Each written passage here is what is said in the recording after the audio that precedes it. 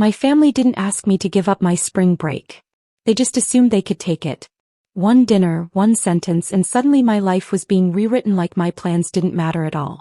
That was the moment I realized saying no would cost me more than a vacation, but saying yes would cost me myself. My name is Hannah Porter. I am 32, and at some point my family quietly decided that my downtime was theirs to control. My sister was fully aware I had been planning my spring break getaway for months. She knew I requested the leave, locked in flights with friends, and marked off every remaining day on my calendar. Then she casually declared her babysitter canceled and that I would be taking care of her kids instead. It was not phrased as a request. It was a statement delivered in the middle of dinner at my parents' house. As if my trip were just another arrangement she could erase. My parents did not even blink. They simply looked at me, expecting the same response I had given far too many times. This time I said no. I did not argue or explain what I would be giving up. I just said I was going on spring break and I would not be staying back to babysit. My sister's face flushed in a way I had never seen before. The kind of fury that says, "You just broke an unspoken family rule." That was when my dad stepped in, his tone sharp, demanding to know why I was being so selfish and why I only cared about myself. I did not respond. I grabbed my bag, walked out, and drove home with my heart racing so hard my hands were shaking. The next morning they showed up at my door with the kids. Before I tell you what she said and what happened after I walked out, tell me what time it is for you right now and where you are watching from? I'm curious how far this story will go. A few nights before that blow-up, my life still felt mostly normal. I work near the airport in San Diego at a job that drains my energy and eats weekends if I let it. Planning an actual break had felt nearly impossible for years. The spring trip started as a joke in a college friends group chat and slowly turned into something real. Flight price alerts, splitting a beachside rental, debating who would cook on which night. I swapped shifts, begged for specific days off, and watched my vacation hours vanish from the company system one by one. My older sister, Melissa, knew all of it because I was excited enough to tell her. I talked about the airline, the early flight time, and how I would need to leave my apartment before sunrise to get to the airport. She listened, asked sensible questions about baggage limits and travel insurance, and never once hinted my plans might affect her. The truth was, Melissa had been using me as her default babysitter long before this trip ever existed. When she first had kids, it began small. She would call and ask if I could stop by for an hour so she could run errands alone. I told myself it was fine. An hour turned into full Saturday afternoons, then into entire evenings where I sat on the couch with cartoons playing while she stayed out late with her husband. My parents saw me with the kids so often it became part of the family story. Whenever they talked about Melissa needing a break, my name was always the unspoken solution. I live alone. I do not have kids. I rent a one-bedroom instead of owning a house. So in their minds, my time was worth less than hers. Over the past year, I started stepping back. I stopped saying yes by default. I let calls go to voicemail and told Melissa I could not watch the kids on work nights before early shifts. He did not like it. Her messages went from thankful to irritated, and she started sending me schedules instead of asking, as if my life existed only to fit around hers. There was one night that should have made it clear how far Melissa was willing to go. I was about to log into a required online training when my phone rang. Her voice was already frantic, saying her backup care had collapsed and she was halfway out the door.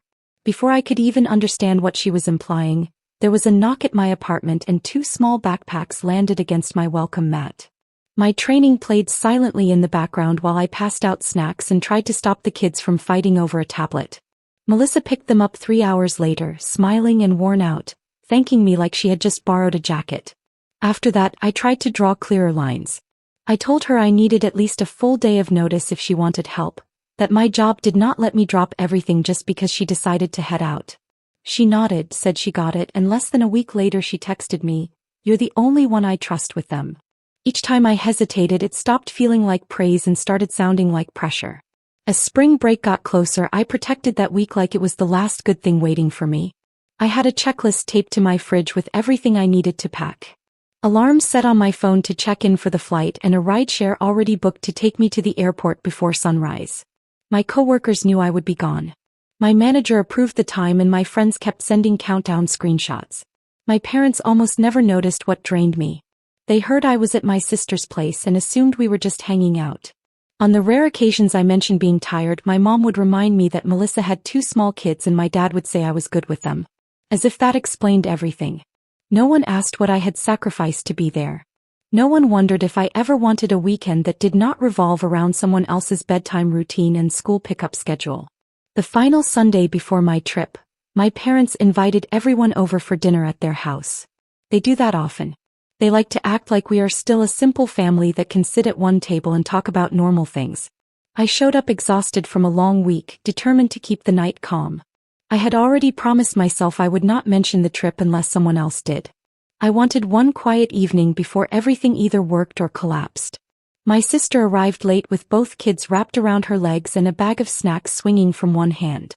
She dropped it on the counter, greeted our parents, and slid back into the usual rhythm like she had not spent the last year treating my time as an extension of her calendar. I kept my focus on the salad I was mixing, reminding myself I was leaving in a few days and only had to survive one more family dinner. We ate in the living room with the TV murmuring in the background. Conversation drifted between weather and local traffic. I waited for the moment the subject would change. It did.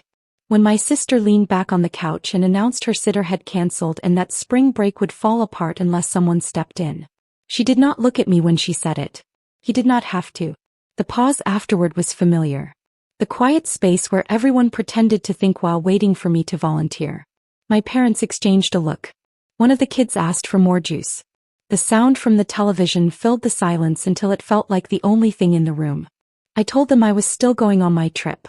My voice sounded steady, almost emotionless. I reminded them my flights were booked, my vacation days approved, and my plans set. I did not apologize. I did not suggest a compromise. I stated it like a fact about my life that no one was allowed to rewrite this time. The air shifted. My sister finally turned toward me, her expression tight enough to make my stomach knot. She started listing all the reasons she needed help. School was out. Her husband was on call. Their finances were tight. Child care in our area cost more than they could manage. Each sentence piled onto the next like proof in a case where the outcome was already decided. When she finished, she said she thought family was supposed to show up when it really mattered. My dad set his plate down on the coffee table. He looked at me the way he used to when I was a teenager missing curfew, like I had crossed a line I did not even know was there. He said I was being selfish, that I was only thinking about a vacation and not the responsibilities happening here at home. He did not ask why I was exhausted. He did not ask what I needed. All he wanted was for me to say I would cancel. My mom tried to soften it in the gentle way she always does, saying everyone was stressed and that we could work something out if I was flexible. The word flexible hit my chest like a weight. In our family, it has always meant that I am the one expected to bend. I set my fork down and folded my hands in my lap so no one could see how badly they were shaking. I told them as calmly as I could that I was not canceling anything and that my answer was not changing. I said I was happy to see the kids on birthdays and holidays, but my life could not keep revolving around emergency babysitting. No one spoke for a long moment. The television kept playing. Melissa stared at me like she did not recognize the person across from her. I gathered my things without hurrying and stood up. My dad opened his mouth like he had more to say, then shut it when I did not look away. I thanked my mom for dinner, hugged one of the kids when he ran over, and walked out to my car with my keys already in my hand. The night after that dinner, I finally let myself breathe. Back in my apartment, the silence felt heavier than the drive home. I dropped my keys into the small ceramic dish by the door and stood there for a second, listening to the low hum of traffic heading toward the airport. Beyond the buildings, the faint blink of runway lights appeared and vanished, each one reminding me there was still a way out if I held my ground. I told myself saying no in front of my family had been the hardest part. My phone proved me wrong. The moment I set it on the counter, it started buzzing in short, sharp bursts. The first message was from Melissa. One solid block of text that filled the screen. She wrote about schools being closed, about her husband's shifts, about how tired she was, and how no one understood what her days were like. Kept going until the words blurred together. Somewhere in the middle she said she could not believe I would pick a trip over real responsibility and that she did not know who I was anymore. There was nothing about the years I had already rearranged around her. I read it twice, then turned the phone face down like it might burn through the counter if I kept looking. Any reply in that moment would have sounded like an apology or an attack, and I was done living between those two options. Instead, I filled the kettle, waited for the water to boil, and sat at my small kitchen table with a mug of tea and the packing list taped to the fridge. Passport, charger, headphones, toiletries. Seeing my priorities written in my own handwriting looked back at me in a way no conversation ever had. When I finally picked up my phone again, the family group chat had become a crowded hallway. My mom had sent messages about everyone being stressed and how we should meet halfway. My dad wrote that we needed to be realistic and think about what was best for the kids. In his world, being realistic usually meant I was the one who had to give something up. Melissa dropped a photo of the school calendar into the chat, circles drawn around the days off like a visual argument she thought would end it. I did not reply there. I opened a new message to my sister instead. I typed that I would be out of town for spring break on the dates I had already shared, that I would not be providing childcare that week, and that she needed to make other arrangements.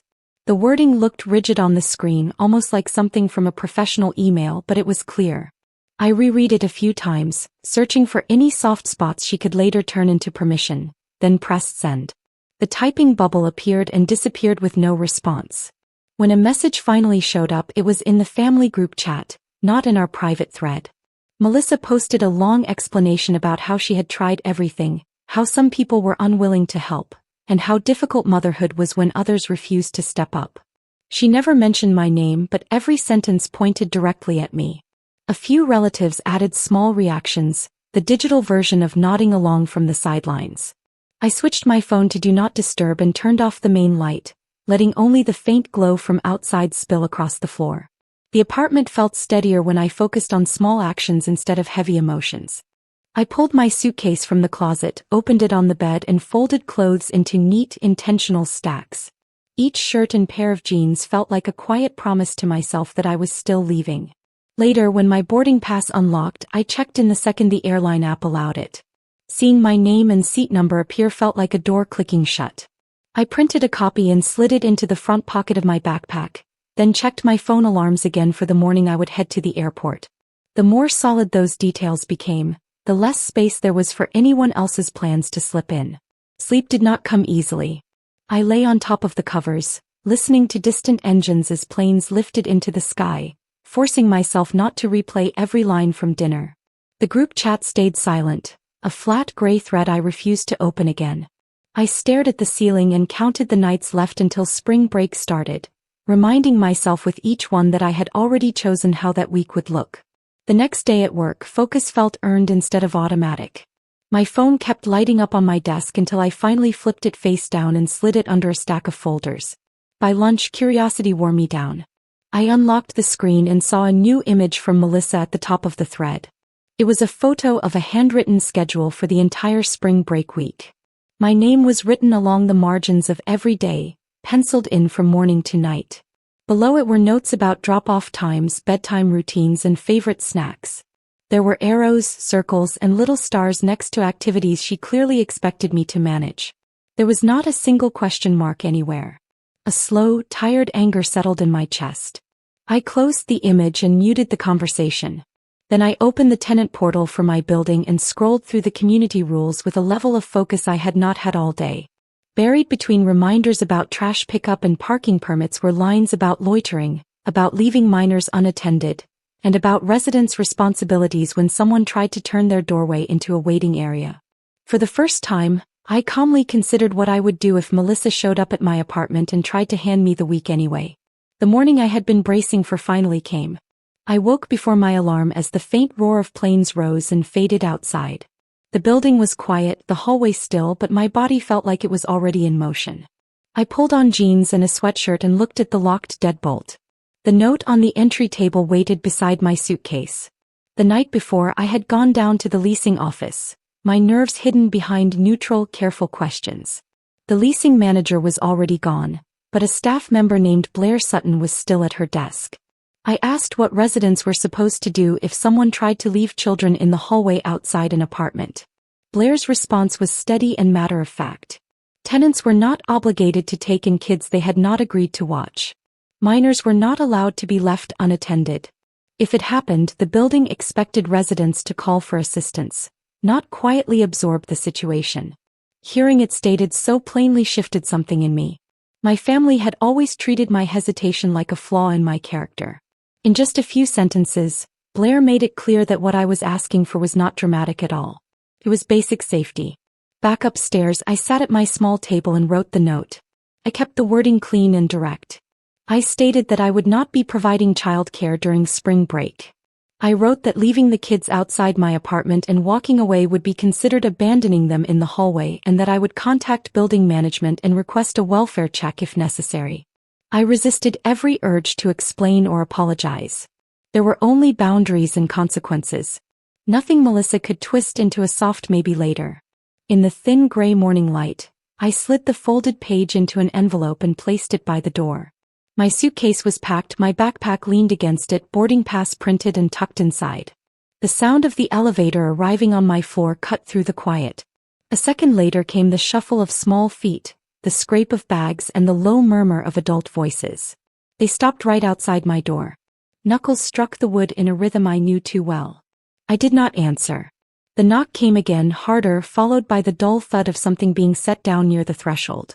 Through the peephole I saw two backpacks lined up against my door and the tops of two small heads. Melissa stood over them, jaw tight, her husband beside her with one hand on a suitcase handle. My pulse jumped, then settled as I focused on the envelope in my hand. I bent down and slid it under the door, watching the edge of white disappear toward their shoes. My sister picked it up and opened it in the hallway. Her eyes tracked the page. Confusion crossed her face first, then sharp disbelief that pulled her shoulders tight. Her husband leaned in to read, his mouth pressed into a flat, unhappy line. I could not hear every word through the door, but their voices rose quickly. I caught fragments about family, loyalty, and making something private official. The kids shifted from foot to foot, looking between the adults and my closed door. Each spike of frustration echoed down the hallway. I kept my arms at my sides and focused on breathing. This was the moment every past yes had trained them to expect a different answer. The pressure in their voices did not move me. I had already given my answer days ago out loud. This was the written version, backed by rules that did not care how long anyone had relied on me. Eventually the sounds changed. Zippers rasped. Fabric dragged across the floor. The backpacks were lifted instead of left behind. The small group moved away from my door, footsteps fading toward the elevator. There was one last burst of raised voices. Then the doors slid shut with a muted clatter. When I opened my door a few minutes later, the hallway was empty. The envelope lay on the floor just inside, the note shoved back under the threshold and creased. I smoothed it out, folded it again, and slipped it into the front pocket of my backpack beside my boarding pass. It felt less like a warning now and more like a line drawn in ink that I fully intended to keep. The first thing I did after the hallway finally went quiet was lock the deadbolt again. Mike clears throat, hands were still trembling but not from fear. It felt more like the aftershock that comes once you set down something heavy you have been pretending was light. I put my backpack on the table, pulled the wrinkled note from the front pocket and pressed it flat with my hand. The ink looked darker now that it had served its purpose. I snapped a photo of the page with my phone and another of the empty hallway outside. No backpacks, no kids, no one waiting.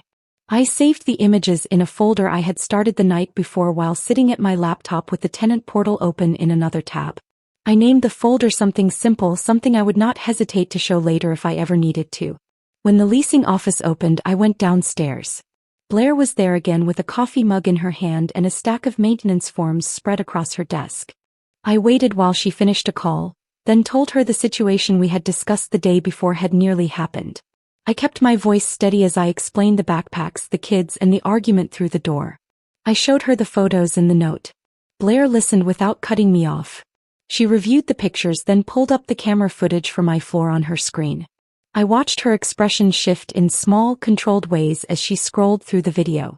She did not react dramatically or gasp. She just nodded and said she had seen enough to understand what had occurred.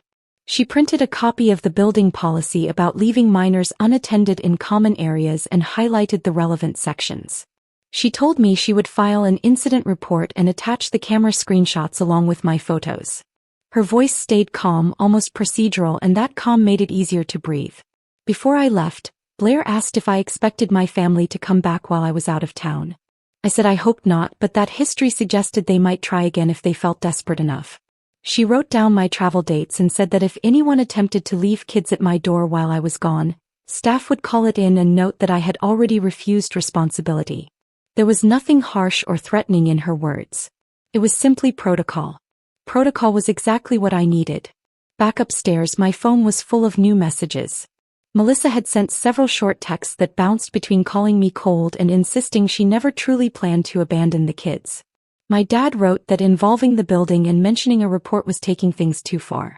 My mom sent a message saying this was a family matter that should stay within the family. I read everything once, then typed a single response in the group chat. I said I would not be discussing childcare anymore, that my plans were clear in writing, and that anyone who came to my door expecting me to take the kids would be turned away. I did not justify myself or list past favors. I did not mention the folder on my phone or the report Blair was filing. I simply restated my boundaries and muted the thread. The rest of the week passed in uneven bursts. Work felt both normal and slightly distant, like everything was happening behind glass. Coworkers talked about their own spring trips, debating luggage sizes and layovers. I answered emails, finished tasks, and checked items off my list. But part of my mind stayed in that hallway, replaying the image of the backpacks lined up against my door. Each night I walked past my neighbors' doors and wondered how many of them had heard the raised voices that morning. San Diego apartments are not built for privacy. Sound traveled through the walls like water. I felt a brief sting of embarrassment at the idea of my family's argument spilling into the hallway, then remembered who had carried it there and for what reason. 2 days before my flight, an email from the leasing office landed in my inbox. It was addressed to me and written in the careful, formal tone they use when something might need to be referenced later. It summarized the situation, mentioned the camera footage, and restated the policy regarding minors in common areas. It ended by confirming the building understood I had not agreed to provide child care and that staff would handle it if a similar incident happened again. I read it twice and saved a copy in the same folder as the photos. Seeing everything spelled out in neutral language made it feel more real than any family conversation ever had. There was no guilt in that email. No talk of loyalty or sacrifice. Just facts and responsibility. The night before I was supposed to leave, I packed the last of my things. The zipper on my suitcase closed with a firm final sound. I set my alarm for well before sunrise, scheduled a rideshare pickup in the app, and checked again that my boarding pass was still tucked into my backpack with my passport and the folded note. The apartment looked different with everything gathered near the door, like the space itself was getting ready to breathe out. My phone lit up again on the counter. A new message from Melissa sat at the top, longer than the rest. I did not open it. I turned the screen face down, slid the phone into my bag and left it there. For the first time in a long while, I was starting a trip without waiting for a last-minute demand to drag me back. When I finally lay down, the airport traffic outside blended into a low, steady rush. Planes rose into the dark, headed for places where no one knew anything about my family or the arguments filling our group chat. I closed my eyes and let that thought settle. In the morning I would be on one of them. Morning came early, and for once, the only urgency in the room belonged to me. I got dressed, grabbed my backpack and checked the deadbolt out of habit.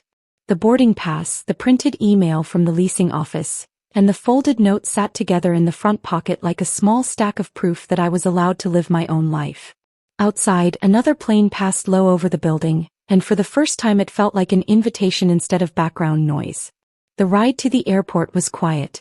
My phone buzzed steadily in my hand, but I kept the screen dark. The driver talked about early flights and long security lines.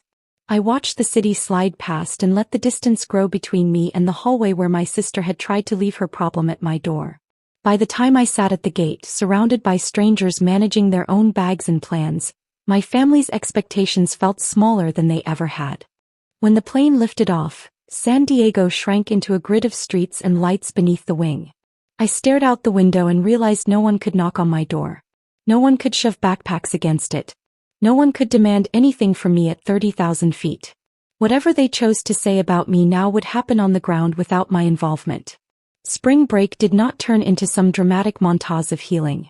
It simply gave me a week where my name was not shorthand for free child care. I slept without keeping one ear open for messages.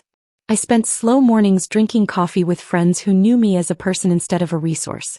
When I talked about my plans, my job, or what I wanted next year to look like, no one interrupted to ask if I was free that weekend. The absence of that question was louder than any apology I never received. Once out of habit, I opened the family group chat. It was full of long messages about duty, loyalty, and what it supposedly meant to belong to a family. The language was so familiar I could have repeated it from memory. But something in me had changed. Instead of scrolling to the bottom and typing out a response, I closed the thread and went on with my day. Ignoring it felt less like avoiding the problem and more like refusing to stand trial in a courtroom I never agreed to enter. When I got home, my apartment was exactly how I had left it. No bags, no toys, no signs that anyone had tried to test the boundaries I had drawn. In my mailbox was a letter from the leasing office, the finalized version of the incident report I had already reviewed. Snorts. It described the hallway situation in careful, neutral language and confirmed that I had never given consent for any of it. Reading those lines gave me a kind of validation my family never had. Someone outside the story agreeing that my limits made sense. After that, Melissa stopped coming to my door. Instead, she started talking about me in rooms I was not invited into, mostly over dinners with my parents. From what they later told me, she cast herself as overwhelmed and abandoned, a mother forced to carry everything alone while I chose myself. When the building policy and the risk of leaving the kids unattended came up, the mood at her table shifted. For the first time, consequences were not just something I imagined or threatened. They were proof of how close she had come to crossing a line none of us could pretend did not exist. In the months that followed, our roles quietly rearranged. My parents began scheduling their own time with the kids. Instead of assuming I would always be available, the group chat went silent on my end. I blocked it and kept a smaller thread open only with my parents under one condition. If the conversation turned into a debate about my choices, I would step away. I meant it. And they learned that the hard way. When I stopped replying a few times and did not rush back in to smooth things over, cutting my sister out of my daily life did not feel like revenge. It felt like finally trusting my own version of events. For years, I believed love meant absorbing what other people could not or would not carry. Every time I said yes against my instincts, I taught them that my time had no value. Saying no did not suddenly change who they were, but it changed what I was willing to tolerate. If there is a lesson in all of this, it is that boundaries are not about punishing others. They are about protecting the parts of you that burn out when you give them away too easily. Family can be a source of comfort, but it can also become the place where your generosity is treated like a requirement.